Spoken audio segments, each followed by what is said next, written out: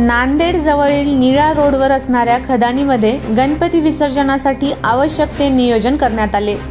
गेल्या 10 दिवसांपासून अवघ्या महाराष्ट्राचं वातावरण भक्तिमय करून टाकणाऱ्या गणेशोत्सवाचा आज शेवटचा दिवस असून लाडक्या गणरायाला निरोप देण्यासाठी गणेश भक्तांनी जय्यत तयारी केली आहे। नांदेड येथील निळा रोडवर पुयणी गावाजवळ असणाऱ्या खदानीमध्ये विसर्जनासाठी योग्य पाणी असल्यामुळे महानगरपालिकेतून जवळपास 8 ते 10 क्रेनच्या सहाय्याने गणरायांच्या मूर्तीची विशेष काळजी घेत तलावाच्या मध्यभागी मूर्ती विसर्जन करण्यात आले।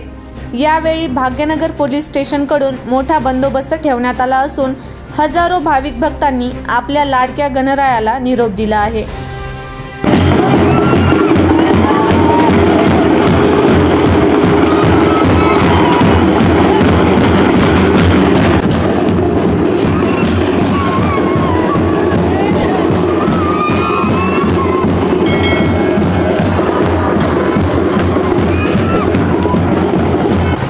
नमस्कार, मी सुरेश देशमुख आणि आपण पाहता राजमुद्रा न्यूज लाईव्ह। आज आपण पुयणी भागात आलो आणि या इथं गणपतीचं विसर्जन करण्यासाठी अनेक जण युवा आहेत। आपण त्यांच्याकडून त्यांच्या प्रतिक्रिया जाणून घेऊ। गणपती बाप्पा मोरया! गणपती बाप्पा मोरया! काय नाव तुमचं? माझं नाव गणेश बोंडलेवाड। आम्ही इथं विमानतळ पोलीस स्टेशन जवळून आलेलो आहोत। आमचा एक घरगुती गणपती बसतो आणि यावेळेस एकदम चोख प्रमाणामध्ये गणपती उत्सव साजरा करण्यात आला। थोडं दुःख होतं आता बाप्पाचे 10 दिवस संपले, विसर्जनामुळे दुःख होतंय। त्याच्यानंतर महानगरपालिका प्रशासनानं खूप चांगली मदत केली, त्याच्यानंतर पोलीस प्रशासनानं पण खूप चांगली मदत केली आम्हाला। नंतर एकदम शांतपूर्वक वातावरणामध्ये आपण विसर्जन सोहळा पार पाडतोय। थोडं दुःख तर आहे, पण आता जल्लोषामध्ये गणपती बाप्पाचं विसर्जन करतोय सगळेजण मिळून। गणपती बाप्पा मंगल मूर्ती। मला एकदम मस्त वाटते, छान वाटते।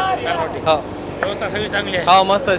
काय वाटते? बाप्पा येताना जो म्हणजे उत्सव राहतो, जो मनाला अनमोल होणारी गोष्ट राहतात, चांगला वाटतो। तो बाप्पा जाताना राहत नाही, पण काही नाही, पुढच्या वर्षी बाप्पा येणारच आहेत, म्हणून गणपती बाप्पा मोरया, पुढच्या वर्षी लवकर या। आपण बघू शकता या ठिकाणी गणपतीचं विसर्जन होतं। आपल्यासोबत काही पोलीस बांधव आहेत, आपण त्यांच्याकडून त्यांच्या प्रतिक्रिया जाणून घेऊया। सर नमस्कार। सर, कसा एकंदरीत हा जो बंदोबस्त आहे आपला विसर्जनाचा, काय नेमकी आपल्या प्रशासनाच्या तुमच्याकडून काय काय आहे? भाग्यनगर पोलीस स्टेशनवरून बरेचसे अधिकारी, अंमलदार आणि होमगार्ड यांचा इथं बंदोबस्त लावलेला आहे। महानगरपालिकेकडून ही बॅरिकेटिंग्स आणि गणपती विसर्जनासाठी ही पूर्ण व्यवस्था करण्यात आलेली आहे। जवळपास 50 जीवरक्षक दल आपल्या गणपतीचं विधीपूर्वक विसर्जन या ठिकाणी करत आहेत। खूप चांगल्या प्रकारे नियोजन आहे, लोकांचा भरपूर चांगला प्रतिसाद आहे आणि आत्तापर्यंत माझ्या मते 300 ते 400 गणपती घरगुती आणि परवानाधारक 1 गणपती असं विसर्जन झालेलं आहे।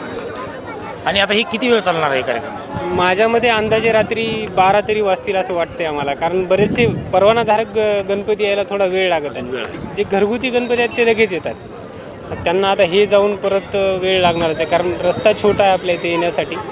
इथून मध्ये आलं की गाडी बाहेर जाण्यासाठी थोडासा त्रास होतो, त्याच्यामुळे थोडा वेळ लागण्याची शक्यता आहे। तर हे होते भाग्यनगर पोलीस स्टेशनचे PI सर वाडेवाले सर, यांनी आपल्या प्रतिक्रिया जाणून घेतल्या। आपण बघू शकता विसर्जन कशा पद्धतीत व्हायला। या ठिकाणी पूर्ण पालिकेकडून बॅरिकेड दिलेले आहेत, मशीनची व्यवस्था लावली आहे। पोलीस प्रशासनाकडून त्यांचं काम अगदी चोखपणे पार पाडत आहेत।